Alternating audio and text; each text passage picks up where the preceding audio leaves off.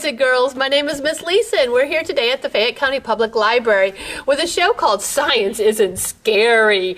Today we're going to be talking about a very scary topic, quicksand. Now, if you watch any movies, especially those from the 50s and the 60s, almost all of the characters, or at least one of the characters in that show, often drown from quicksand because they go down, down, down, down, down, and then all you have left is their hat sitting on the quicksand. Have you ever seen that? Well, actually, scientists have been working on this and they know that that is not true. It's a myth. You cannot drown from quicksand.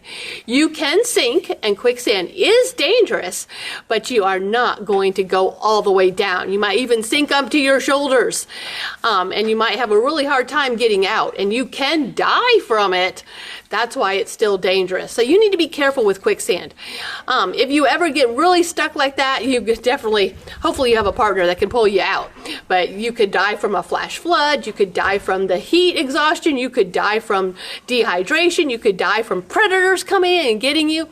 So the moral of the story is stay out of quicksand, okay? Because it is a real phenomenon that happens in several places in the United States and around the world.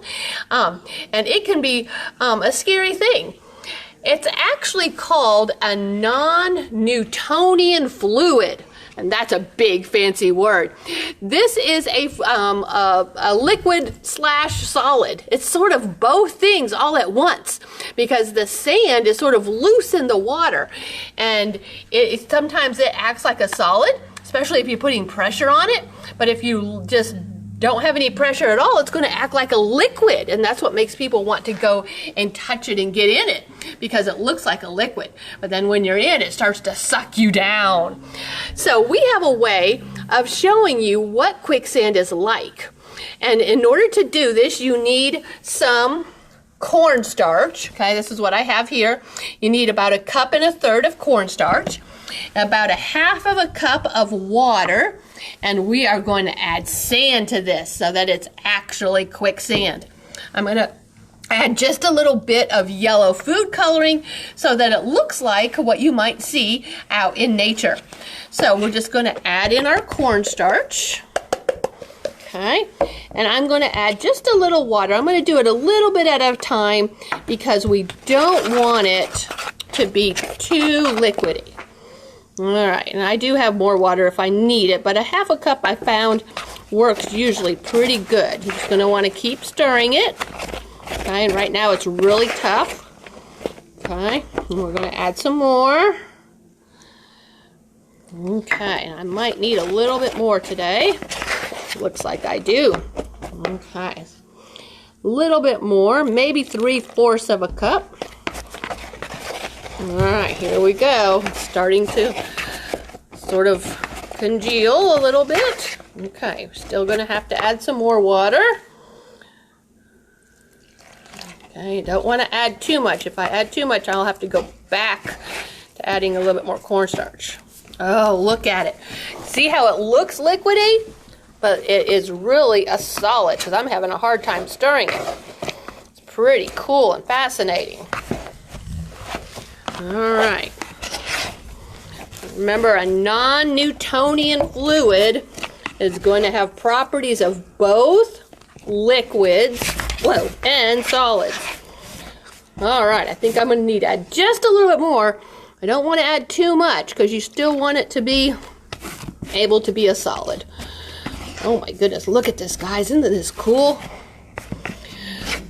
All right. So, in order to make this actually quicksand, we are going to sprinkle in our sand. And I'm going to stir it into the mixture. It's really sort of hard to stir, but that's what makes it so deceiving, because look how wet it looks. It looks like it's a liquid, but it's not. Oh, I'm really having trouble stirring it today. Okay. All right, I'm going to go ahead and add a little bit more of that sand in there because we really want it sandy. That's what deceives us when we are walking in different canyons. It might look like just a nice sandy beach. but it's not. All right. I'm going to go ahead and add a little bit of our yellow food coloring. It looks orange, but I think when we start stirring it around, it's going to give us more of that sandy color. Okay.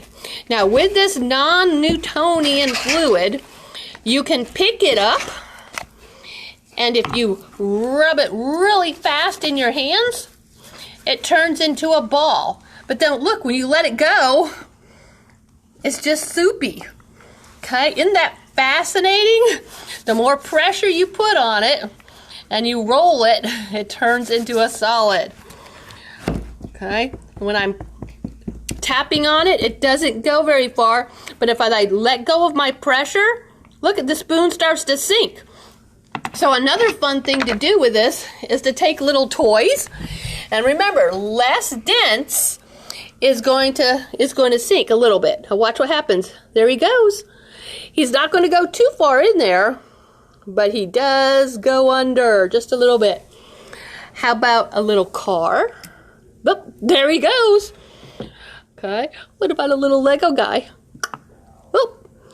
And that's one thing scientists say is to get out of quicksand is to lay flat, because that gives you more body area. But there he goes. Whoops. I guess he wants to lay down. Let's try a little soccer ball and a little tire. So you can play around with this stuff, boys and girls. It's really quite interesting. It looks like a liquid, but it also looks like a solid. I just think it's so much fun. Take it in your hands, rub it together, but then let go of it, and it just oozes out. Okay, pretty interesting phenomenon. Science isn't scary, it's awesome and so much fun to play with. Sometimes you get a little messy too, and that's a lot of fun. Okay, I'd have to rub my hands really hard to get all this off, but that's okay. Now, boys and girls, I'm going to be taking a Christmas break. I will see you again in January of 2021 with some more really cool science concepts. I'll see you then. Have a good Christmas break.